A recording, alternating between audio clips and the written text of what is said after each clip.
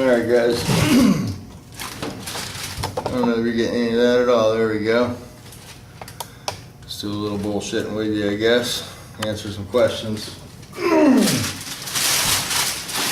So, a couple quick, funny comments on that last video, or the first video when we were priming the convertible this morning. Somebody wanted to know probably why I wasn't etch priming, because I preach etch priming pretty heavy in the garage. You know, I'm one of those guys that like to etch bare metal because I like the chemical process that takes place with the acid etching to the steel. However, you know, it's been brought to my attention by more than one person in the group that there's several products out there on the market that don't require etch, and that's the wave of the future. And you know, although Matrix is my main product that I use, when I do use Matrix, it's right out of the book. You know, I'll use it how the manual tells me to use it, and they recommend etch on bare metal before any of their products. I did try the Bare Steel direct to metal primer, and they've discontinued that and taken that off the market. I don't know if it's because of the way it looks. You know, people aren't used to the look of it, or they, you know, just didn't weren't satisfied with the performance of it, whatever the case may be. We used it. I did a car with you guys with it, and it worked okay.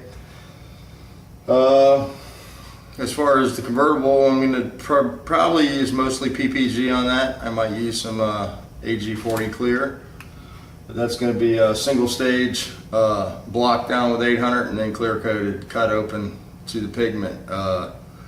It's a solid color, and it's a light blue or a medium blue, Malibu blue it's called. And the reason why I'm using the enamel is this particular customer likes that barely hanging on the car look, you know, and you can't get that with base coat, clear coat paint. So different paints have different textures. If you guys look at my email, you'll see where Big Paul wants to do a Chevelle with enamel.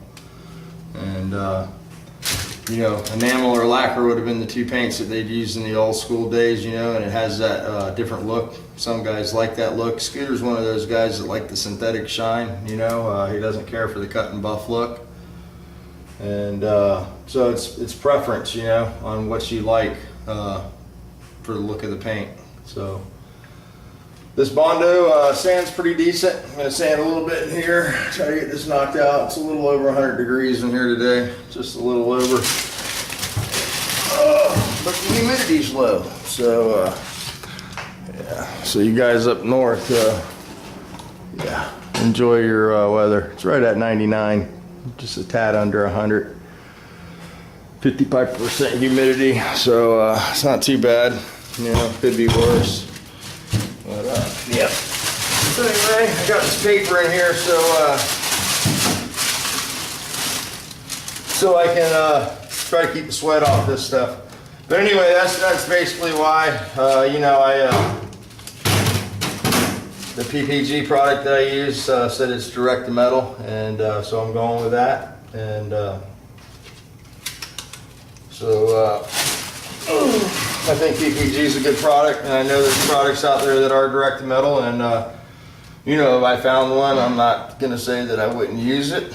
And I think for maximum corrosion protection, though, probably the etch is still the way to go. But I guess it's debatable. You know, some guys use it and some guys don't, and have good luck both ways. So really has a lot to do with how far you strip the car down, how you strip the car, and all that stuff, you know, comes into play.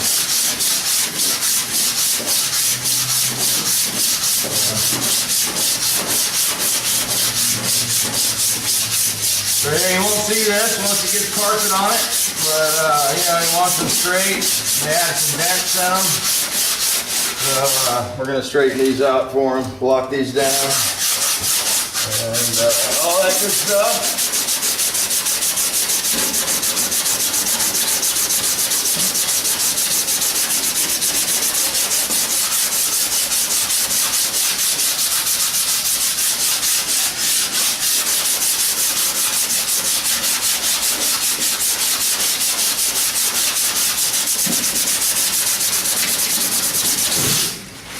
Next, we're going to be going to the glazing putty. I think we'll be done with the Bonzo here. And sorry about the shaky cam, guys. Car's moving there.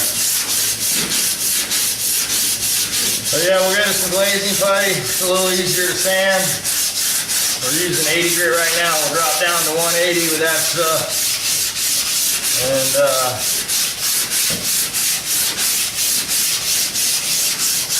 mainly just gonna do a little more work up there on the under the window area. And we use the putty for that because it's all finger sanding.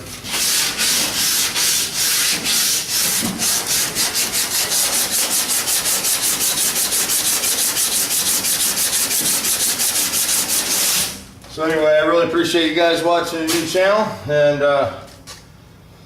whew, got quite a few hits on there this morning, and it was good to see Gary over there, Turbo Cobra. Some of you guys aren't really into the blog thing, you know, like I do on the other channel, but try to do different stuff, trying to separate it up, and we got to move on with these projects and get them done. So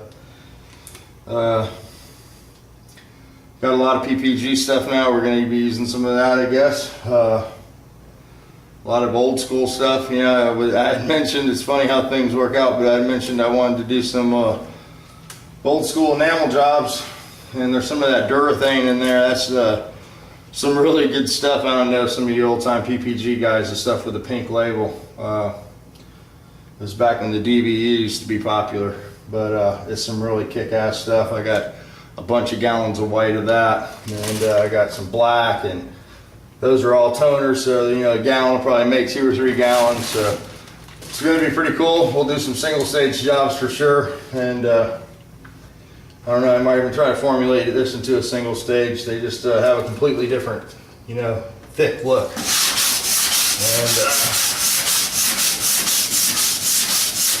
seems like when you block that stuff down and re-clear it, it just makes it 10 miles deep. So this is going to be a driver anyway. But I don't know about the convertible, you know, I don't know what I'm doing with that one. Mainly I just want to get it out of here. So we got that thing in primer. We can do a little mud work to it now. I got the floors to weld in it. They're all fitted. And stuff like that. So yeah, this stuff stands pretty decent. You know, like I said, it's just a pain in the ass spot for me to get to this car. And yep. So yeah, I saw where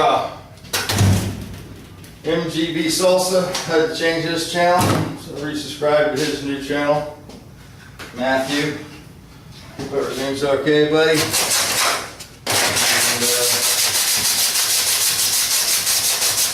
he's watching the rig fix, put his quarter panel on. That's cool. So yeah, everybody's working, everybody's doing stuff, and I see it's cold everywhere but here. Everybody's got their heaters out.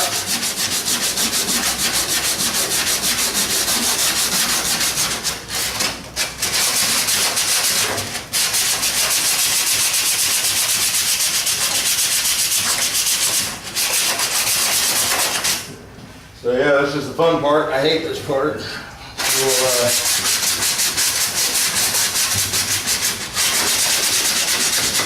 Finger sanding. This is how you get it perfect, you know. This guy's picky.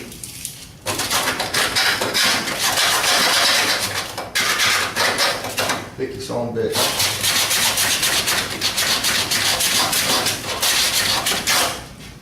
So yeah, so I watched some funny videos this morning. I don't know if you guys watch Mr. CW, Corvair Wild, on YouTube. But yeah, I'd say Mrs. CW is his best asset. She's helping him get a mattress up the steps this morning. Pretty cool. We do a lot of stuff together.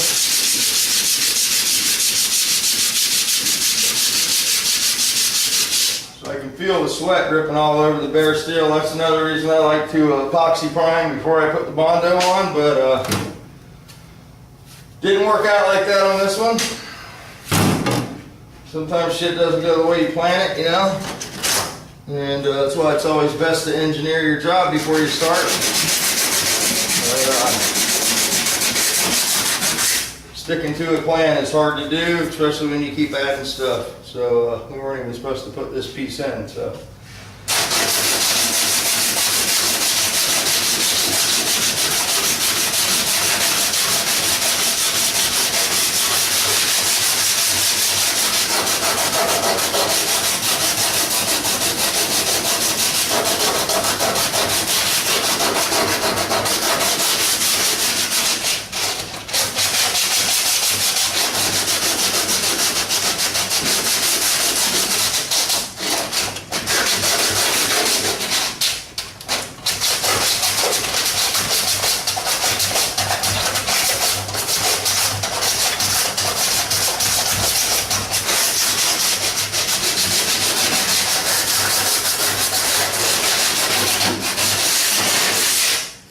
Is it hot, boys?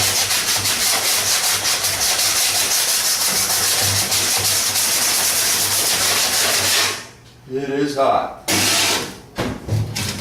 Alright, so I think I answered a couple questions. And I'll try to keep it short. It's probably already long. Oh yeah. Shit, 11 minutes of sanding. So we got a little more sanding in there, guys. One more wipe. One more lick, as HPR would say. HPR1 Auto's back. You guys go check him out. And yeah, we'll come back to that and get back on it. Show you what it looks like in primer.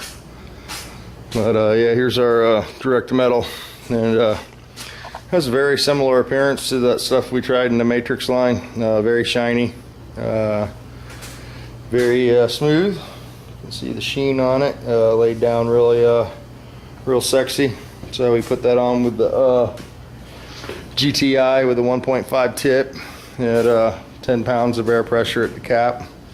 Very little overspray, and we were able to prime that whole side of that car. 2 coats with you know, a half cup. Still got some in the cup over there.